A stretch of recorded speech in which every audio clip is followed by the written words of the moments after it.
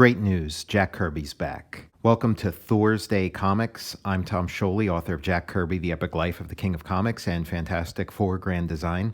And we're talking about Journey into Mystery number 97. Now, we've been reading a bunch of issues where Jack Kirby drew the cover, possibly had plot input as the creator of the cover, that like before there was a story, he and Stan Lee came up with a cover. So that would tend to transfer over to the story. But, when the story was, fully written, fully fleshed out and drawn, it was other hands than Kirby's doing that. Now Jack Kirby's back.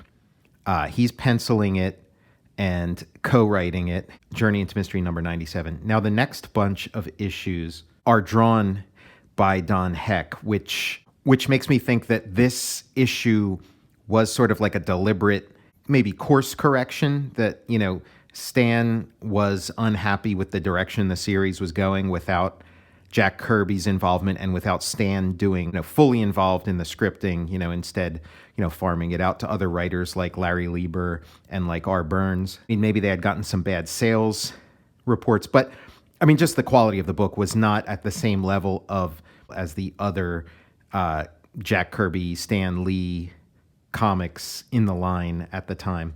So the two come back, and I'm assuming part of the plan was that Don Heck would ink so that he could kind of learn how to do comics the Kirby way, which is, how Kirby was utilized at Marvel.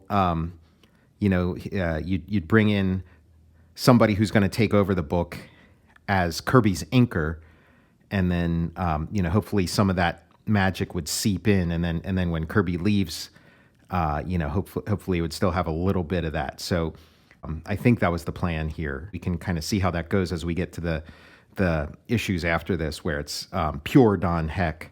I have Thor Annual number 1 and Tales of Asgard because I don't have the original Journey into Mystery number 97. I don't own it. It's quite pricey.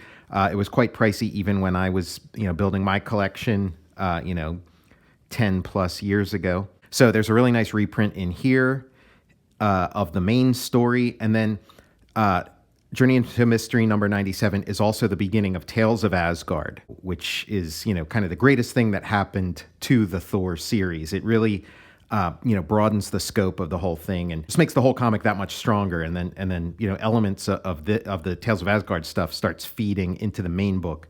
It's really a beautiful thing. And Kirby is consistently the artist, writer, co-writer on Tales of Asgard, till its end.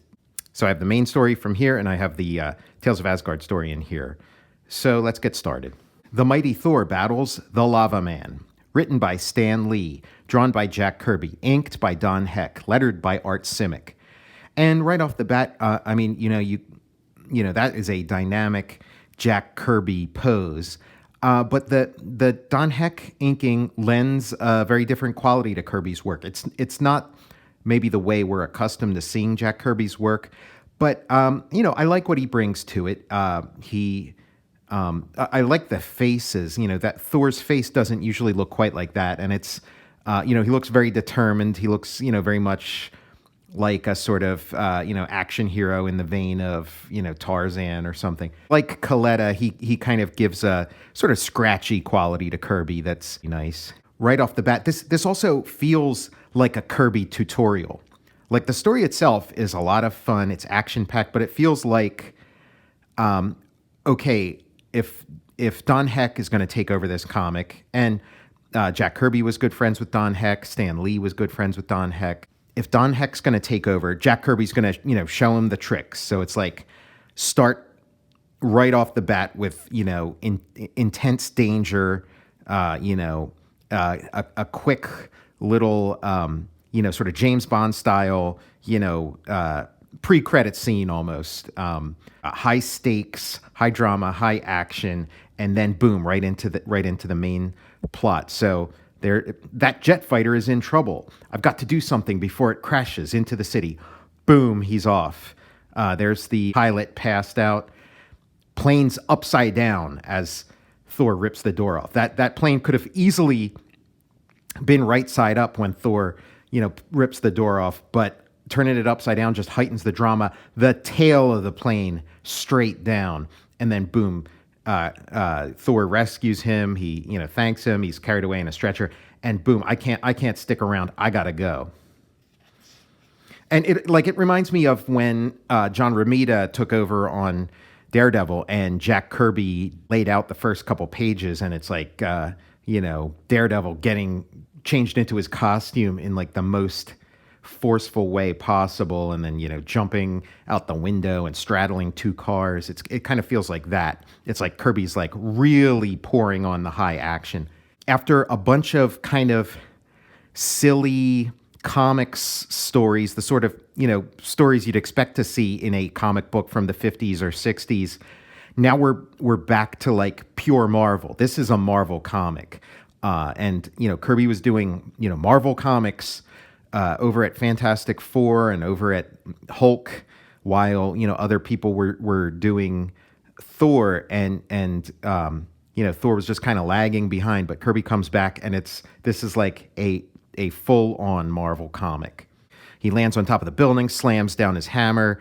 He's back as Don Blake. Newspaper reports of the Lava Man. They're ready to finally move the soap opera forward. And the soap opera does move forward in this issue after sort of, dancing around for the past, half dozen or so issues. And he's like, I am going to ask Jane, I'm going to tell Jane I love her. But he gets cold feet. He realizes, I don't dare tell her my true feelings.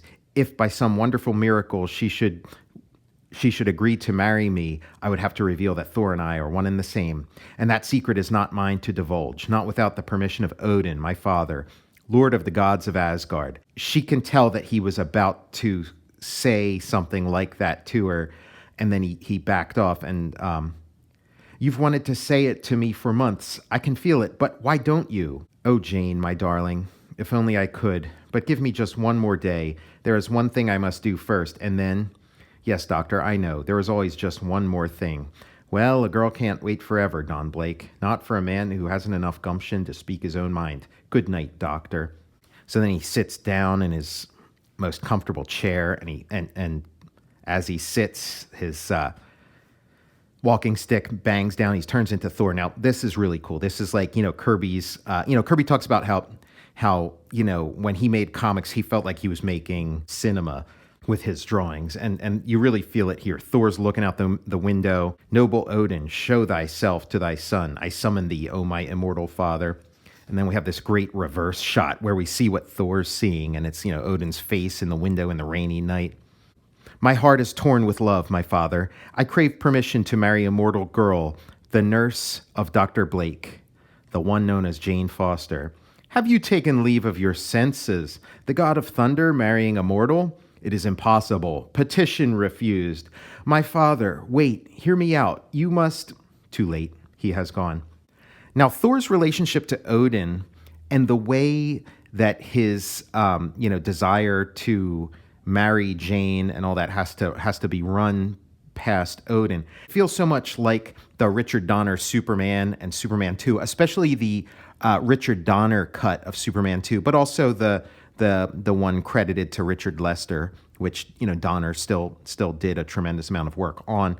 I just suspect that Richard Donner, Tom Mankiewicz, maybe even Mario Puzo, had been reading some of this Thor stuff, because their handling of the relationship between Superman and Jor-El is much closer to Thor and Odin in the Jack Kirby comics than it is to the Jor-El and Superman relationship in the actual Superman comics. It's going to go on, through many issues of this series until Jane Foster's exit. We got this great, sort of worm's eye view where we're like looking up the, forced perspective on the buildings and the we're down low so we can read the newspapers. Menace from volcano identified as Lava Man.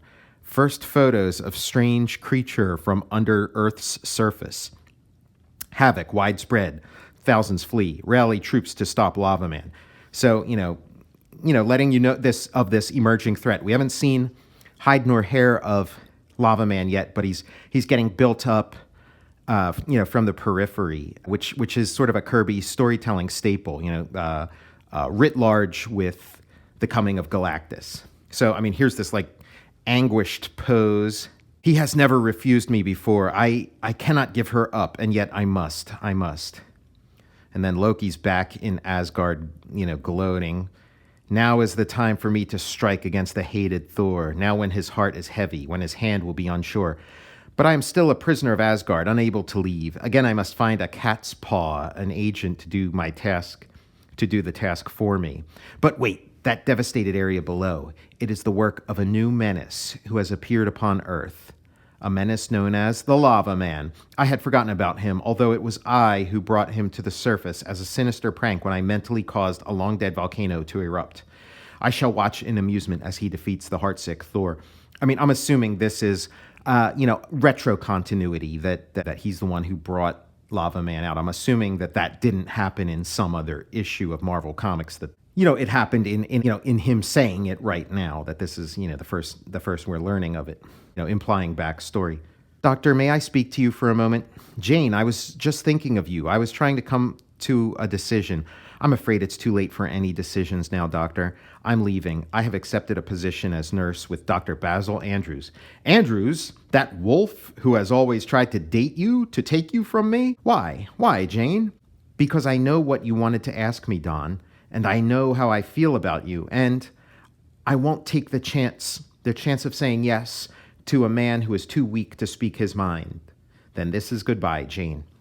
Jack Kirby had co-created the romance comics genre with Joe Simon and done more than his share of romance comics. And Stan Lee had also done more than his share of romance comics. And they had done romance comics together, Jack and Stan.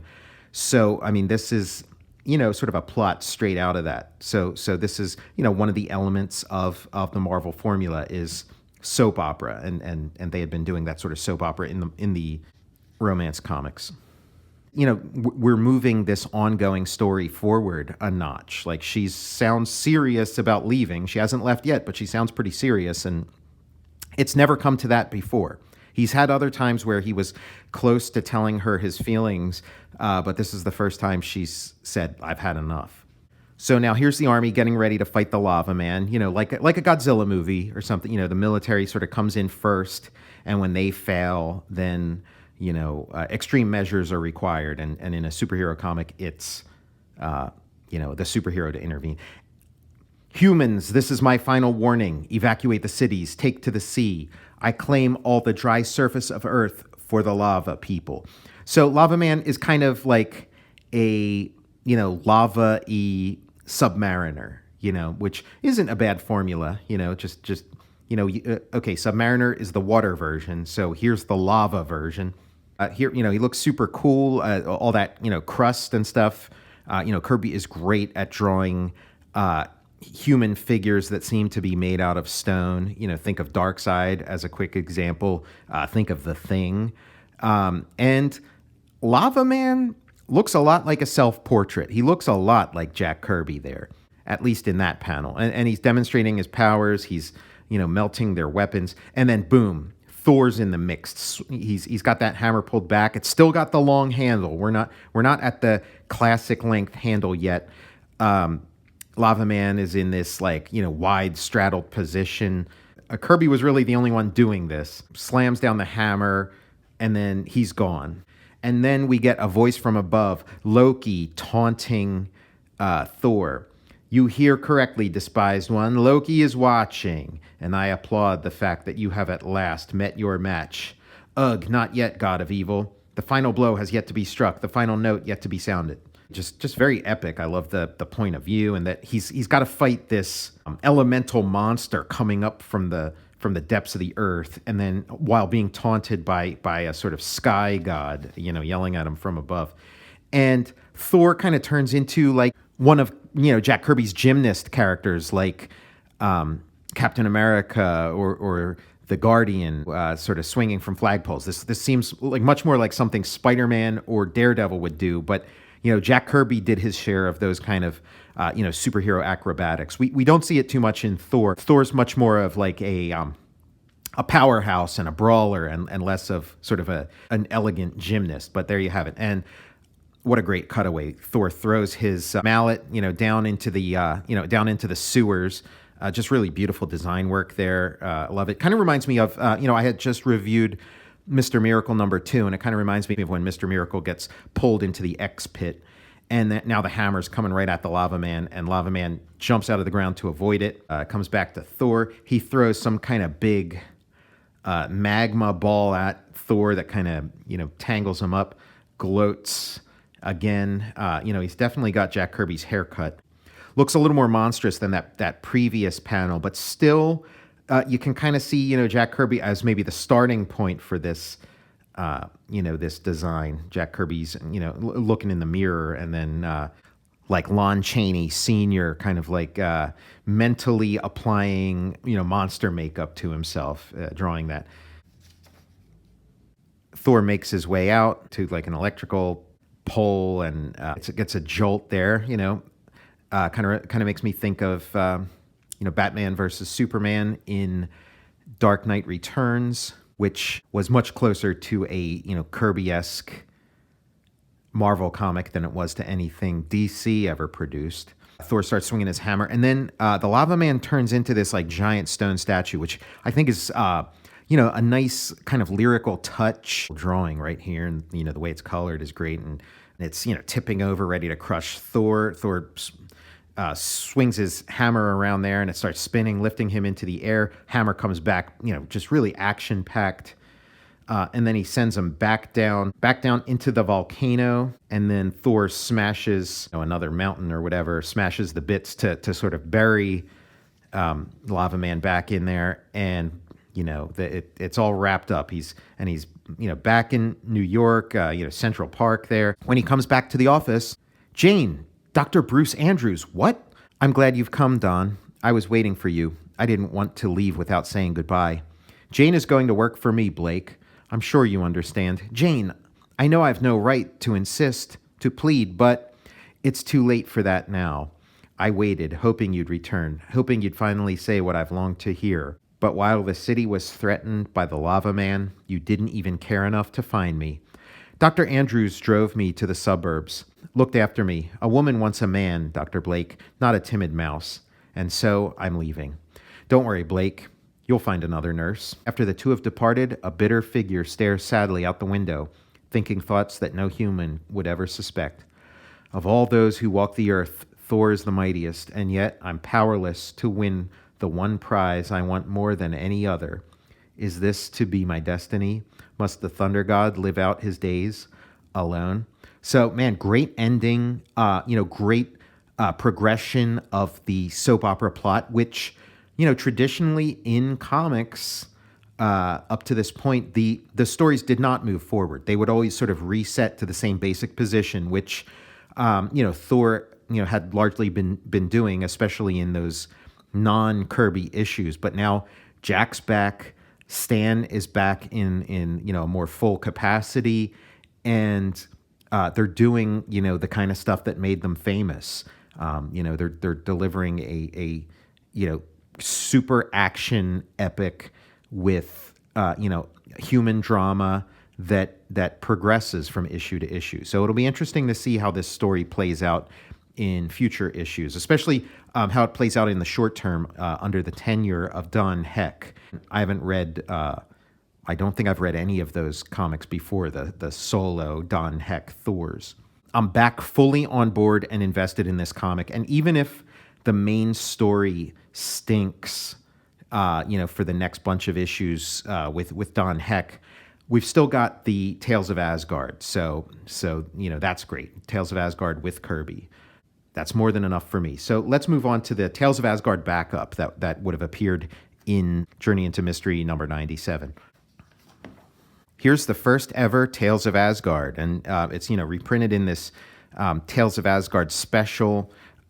Great little bits of art on the title page, taken from various comics, drawn by Kirby, and we'll see this in a lot of sort of similar reprint volumes. Kirby famously said, they didn't get paid anything for the reprints. You get paid the first time the story runs, and then they can run it 100 times and you don't get shit. And a lot of times in here, they don't even credit, Kirby isn't even credited, in this title page. They just talk about the production of putting this reprint together, but it doesn't say anywhere about Jack Kirby. You got to go to the actual, the actual story itself to get the credit. So I don't see if Stan Lee's name can be, redone here. I don't know why Jack Kirby's can't too. Tales of Asgard, home of the mighty Norse gods. Before man could read or write, he had his legends, and no legends were more thrilling, more colorful, more filled with fantasy and high adventure than the legends of Asgard, home of the gods. Thus, with great pride, we present this new trend-setting series based upon highlights of Norse mythology. Tales of Asgard, the birthplace of the mighty Thor. And look at these beautiful, nobody does a 4-panel page like this like Kirby. These are really hard to pull off, and Kirby makes each one a poster. Each one is a poster. I'm assuming the aesthetic he's going for is Prince Valiant. Hal Foster's Prince Valiant was, one of the formative influences on Kirby, along with Alex Raymond's Flash Gordon and Milt Caniff's Terry and the Pirates. Put those three together, you get Jack Kirby. And man, it unfolds beautifully. Picture and text and picture. Prince Valiant had these kind of shapes of panels. Since it was a newspaper, it had many more of these panels per page, but looked pretty much like this, would have, mainly narrative going on, in the top. No dialogue balloons in Prince Valiant. We get the story of the Vikings and...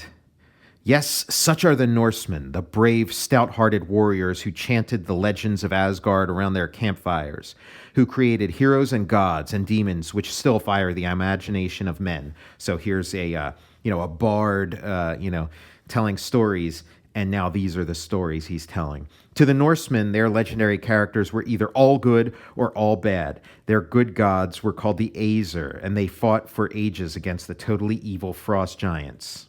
That thing about there being sort of good guys and bad guys in Norse mythology, that's what always appealed to me about Norse mythology. Greek mythology, the gods are much more complicated, much more fickle, and they have contradictory behavior, much like genuine, real human beings. And I just enjoyed the sort of good guys, bad guys aspect of Norse mythology much more. Now, as an adult, I of course, really appreciate the complexity of the Greek gods, but still, it is kind of fun having a good old fashioned good guys and bad guys kind of storyline, and so of course it translates beautifully to comics, and Thor, with the Norse mythology being the most enduring, mythologically based superhero series of all time. So I can't help but think that's, part of the recipe, that it has this sort of, very clearly drawn, good guys and bad guys. Although as it goes on, it, that becomes more complicated, which is necessary for stories to grow, because, these comics are made for a modern audience. They're not made for, the original audience of Norse mythology. At the world's end sat Surtur, the demon of fire, who waited with his flaming sword for the end of the world, when he might go forth to destroy gods and men alike. So, setting up the conflicts to come. And now we have the story of Bor and Bori. Finally, after countless centuries, a strange form of life magically appeared. The tons of ice which had been forming above the well of life changed their shape and turned into Ymir, the greatest of all the evil frost giants. Seconds later, another form of life appeared. This was a gigantic magic cow, whose milk provided nourishment for the monstrous Ymir. And for ages, Ymir and the magic cow roamed the frozen wastes until... So we've got, just beautiful design. The Vikings and the gods and stuff have looked really cool. Surtur had such a cool design. Ymir has a cool, very original design. Just, straight out of the Kirby Monster handbook. We're getting the synthesis of so many different kinds of comics that Jack Kirby and Stan Lee worked on. And so We have the aforementioned, romance elements, the superhero elements, and here we're getting, some of the monster elements. One day, the magic cow found something stirring in the ice. At first, it was unrecognizable, but then slowly, powerfully, a noble head appeared above the ice, and thus the first of the good Aesir came into being.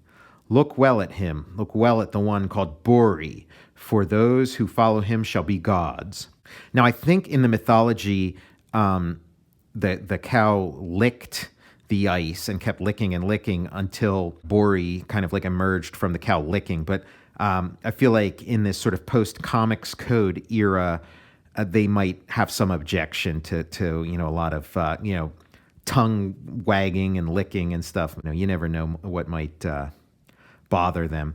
So he just kind of emerges here. And, think about this in the context of Jack Kirby's work, yet another hero sort of emerging from the ice, like, Captain America will later on, in the Avengers when he returns to the modern Marvel era. And I mean, this guy looks totally like the sort of proto Kirby hero, like a Commandy or something. Bori grew wise and strong, and one day took him a wife. Then he had a son named Bor, and years later Bor was married and had 3 sons of his own. But oh, what sons they were, for one was named Odin. Odin, called the All-Father. Odin, greatest of all Norse gods. Odin, supreme warrior who slayed the last of the ice giants, thus bringing about the first triumph of good over evil. So here he is slaying Ymir. And man, look at Odin in all his glory. I mean, Kirby really gets to let his design sense go wild with Odin, as we'll see in future issues. Odin and 2 brothers soon turned their attention to Earth, for there was much about Earth that was beautiful, much about Earth that they loved. And so they set a ring around the planet, and the magic tree Yggdrasil grew up and spread its branches over Earth and protected it while awaiting the coming of man. The end. So, what a great start to a great new series, Tales of Asgard. Tales of Asgard being, one of my favorite things to come out of Marvel. I mean, I love the Thor comic. Tales of Asgard, I just, love it so much. So many issues. The Tales of Asgard segment, blows the main story away. And then as the series go on, they almost sort of meld into each other. The main comic becomes more mythological and uses more Tales of Asgard elements, and the Tales of Asgard starts getting more sort of sci-fi and superhero-y. So it's really a beautiful thing. And I mean, I just really love this composition here, and then the look of like the Earth with the world tree and its branches spreading around it in a ring, and look, this night growing up out of like America and stuff. It's just so much fun. It's comic booking at its finest, and this is just the beginning. It only gets better from here. We're gonna have a great time. Thanks for joining me. I'm Tom Scioli, author of Jack Kirby, The Epic Life of the King of Comics and Fantastic Four Grand Design, and I'll see you next THORsday.